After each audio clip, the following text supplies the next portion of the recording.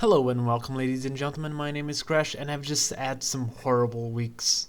Now, I'm not going to waste your time complaining about it or going into details. The point is, during this time, I found myself reading some manga to cheer up. And I've been reading 1980's Dr. Slump, the debut manga of Akira Toriyama of Dragon Ball fame.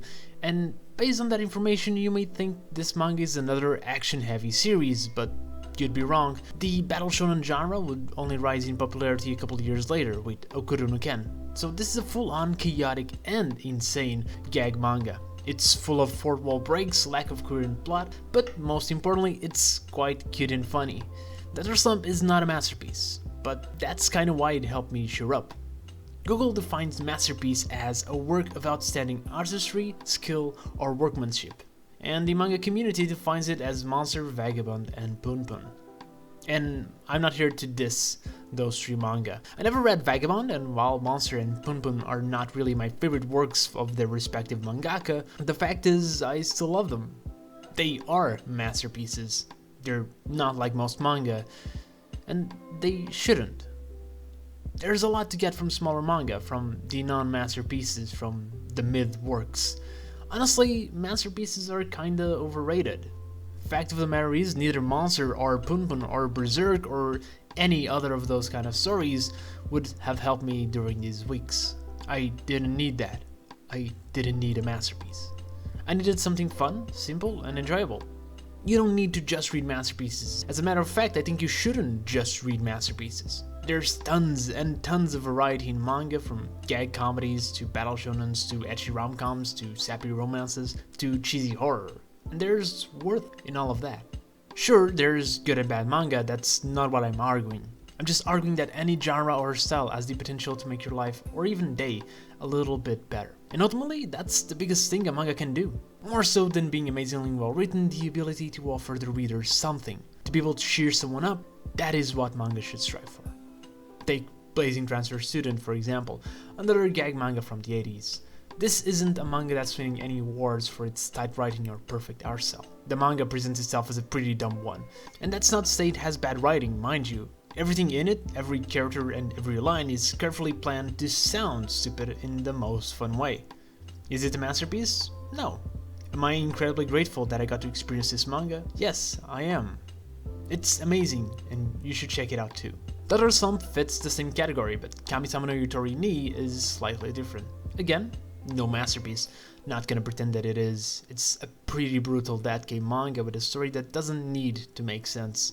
I read a lot of that game manga, and a lot of them are really, really bad. I still enjoy them, by the way. I have a deep love for cheesy horror since I was little, and that game manga tap on that. I would hate to live in a world where they didn't exist. But Kami-sama no Yutori ni is one of my favorites, together with Alice in Borderland. Borderland I love because it has a great story for the genre, but Kami-sama is just perfect in the way that it does its insane games and deaths. It's hard to predict what happens because any character introduced may last a page or 50 chapters. They can die or survive at any game, regardless of previous importance. The games are creative and over the top. Everything is mesmerizing, like watching a car crash. I could defend Black Clover again as well. Not a masterpiece, but a great shonen that does what it needs to do well. It's enjoyable, and the fact that there might be others out there that are better or do more doesn't take anything away from Black Clover.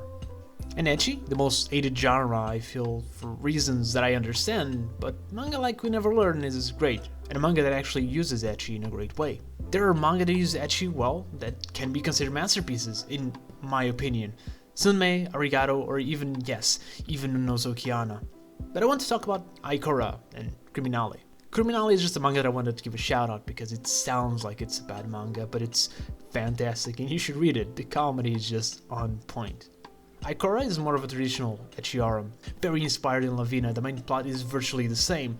What differs is mostly in the main character, and the heavy focus on fetishes and normalization of fetishes. It's, again, as dumb as it sounds, but the main character is actually great, mixing sexual attraction and fetish adoration with a deep care for the female characters and genuine drive to help them around. And on the other side of the coin, Ghost in a Shell. A manga with an expansive world, really well drawn and tackling a lot of philosophical topics. It's incredibly boring. I generally don't like it. It was one of the most exhausting manga I've read. Admittedly, I've been told the movie is better than the manga. I haven't checked it out to confirm. And to be clear, I'm not saying that any of these manga are badly written or they're bad but funny. That's the exact opposite of my point. They are well done.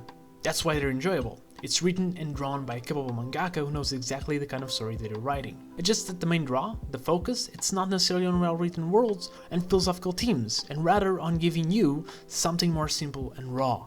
A good day. And look, it's up to you what you like. I'm not going to try to force you to read the manga I just mentioned, but don't be an elitist. Not every work needs to be a masterpiece. One of the reasons that I love manga is that it can be a lot of things. Sure, it can be the most amazing, deep, intricate thriller ever written. It can also just be silly and make you smile. The variety is important. I'm not always in the mood of reading something like Monster and definitely not something like Pun Pun.